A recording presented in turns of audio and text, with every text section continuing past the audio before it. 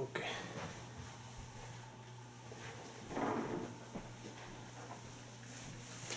Doctor صاحب نظم کے علاوہ جو دوسری اصناف ہیں جیسے قطعات، غزل اور دوہے اور پنجابی شاعری، اس میں بھی آپ نے طبع آزمائی کی ہوگی ضرور. جی ہاں.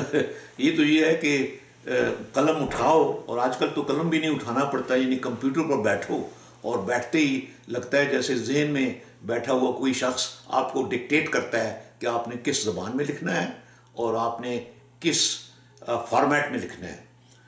تو نظم کا فارمیٹ تو چلیے، نظم ایک لمبی، بہت لمبی نہ صحیح، پھر بھی 10 12 15 20 30 سطروں کی ضرور ہو جاتی ہے. ایک ایسا قاعدہ ہے جس پر آپ کو صبر سے لکھنا پڑتا ہے.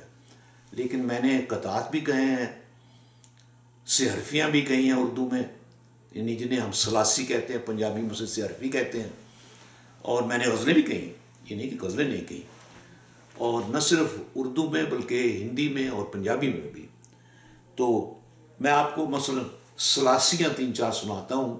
آپ دیکھیے کہ یہ 3 سطروں کی غیر مقفع سلاسیاں اپنے آپ میں کس طرح ایک مکمل نظم بن جاتی ہیں. تو سنیے، ان کے کسی کا عنوان نہیں ہے. یہ جو لاشا پڑا ہے یہاں بے کفن. میں ایک بار پھر عرض کر دوں کہ میری ساری شاعری میں بصری یا باصری منظرنامہ موجود ہے. ایسے ہے کہ جیسے میں ایک تصویر آپ کے سامنے پینٹ کر کے پیش کر رہا ہوں. ابھی یہ تصویر دیکھ لیجئے. یہ جو لاشا پڑا ہے یہاں بے کفن، میں نہیں ہوں تو پھر اے قضا تو بتا، یہ قتیل شب رائگاں کون ہے. یا پھر ہندوستان کی تاریخ اور اس پر پے در پے شمال اور شمال مشرق سے حملے جو ہوئے، ان کو 3 سطروں میں آپ دیکھیے کیسے.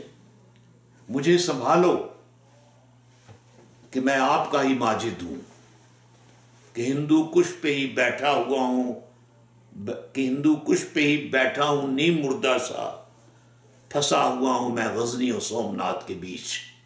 مفاعلن فعلاتن مفاعلن فعلن. اور اگر آپ کہیں کہ ہجر کی تو بہت بات ہو گئی، وصل کے بارے میں بھی کچھ فرمائیے، تو میں عرض کروں گا 3 سطریں صرف. اور امیج دیکھیے. رگوں میں جیسے خنک چاندنی ہے چھٹکی ہوئی، رگوں میں جیسے خنک چاندنی ہے چھٹکی ہوئی، ایک چاند مدار بدن میں ٹھہرا ہوا، غروب زیست تلک کاش یوں ہی ٹھہرا رہے. 3 سطریں، اور 3 سطروں میں بہت کچھ کہا گیا ہے. پڑھائی لکھائی ہم کرتے ہیں، بہت پڑھتے ہیں، میں تو بہت پڑھتا ہوں. آنکھیں تباہ کر لی پڑھتے ہوئے، پڑھ کر ہی ایسے لگتا ہے جیسے وہ کتابیں میں نے چاٹی جنہیں دیمک بھی بدمزہ سمجھتی ہوگی اپنے زمان.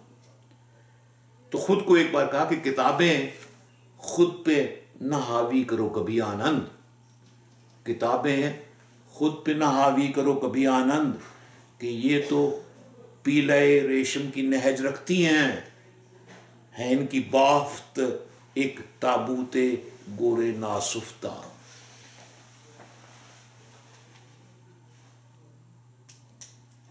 اور یہ کچھ شرارتی سا ایک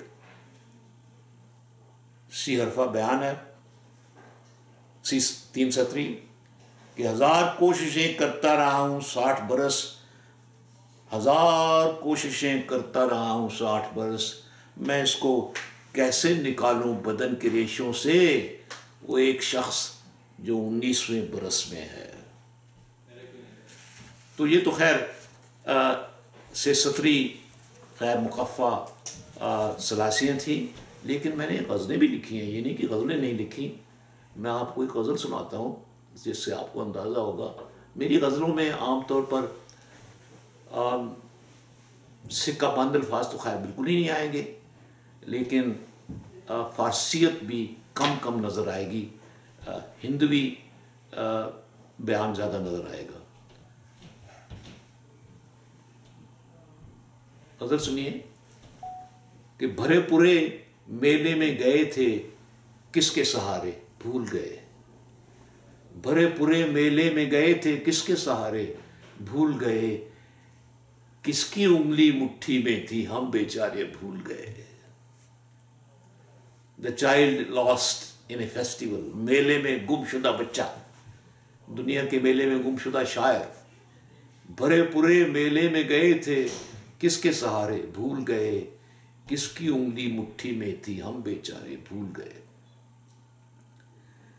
جیون کی جب شام ہوئی تو سوچا گھر بھی ہو آئے. جیون کی جب شام ہوئی تو سوچا گھر بھی ہو آئے. کتنے دن جوبن کے تھے اور کہاں گزارے بھول گئے. اور یہ منظرنامہ دیکھیے, ایک چرواہی پگ ڈنڈی پر بیٹھی رستہ تکتی ہے. ایک چرواہی پگ ڈنڈی پر بیٹھی رستہ تکتی ہے. اس بستی کا رستہ جب سے ہم بنجارے بھول گئے. اور یہ منظرنامہ بھی دیکھیے کہ ڈولی اٹھی یا چتا پہ بیٹھی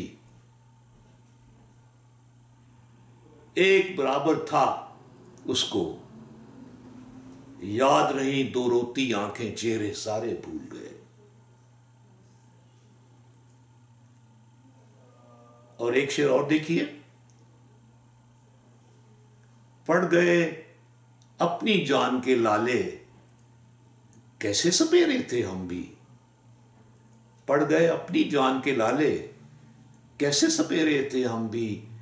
ایک ناگن کو گلے لگایا منتر سارے بھول گئے.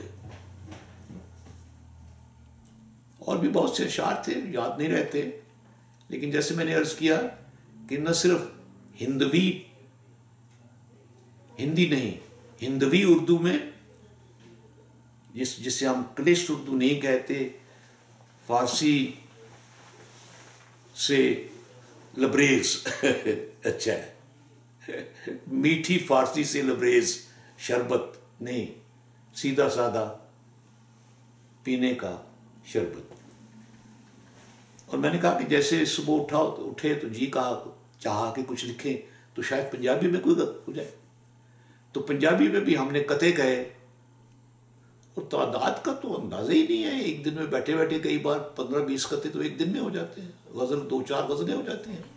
مثلا 2 قطعے یاد آ رہے ہیں پنجابی کے.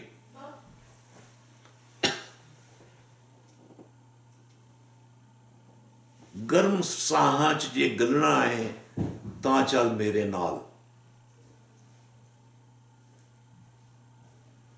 گرم سانچ جے گلنا ہے تاں چل میرے لال. موم دے وانگ پگھلنا ہے تاں چل میرے نال. دور تک چلنا ہے جنگل دی ہنیری راہ تے دیویاں وانگ جے بلنا ہے تاں چل میرے نال. اور یہ قطعہ سنیے, مذاق کردیاں تے ہسدیاں گواچ گیا.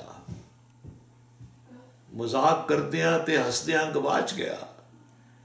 کھڑا سی کول گلاں کردیاں گواچ گیا. بڑے دناں دی تپسیا تو بعد لبیا سی جو شخص نال میرے چلدیاں گواچ گیا. چلیے یہ حصہ بھی ختم ہوا. اب اور سوال پوچھیے آپ.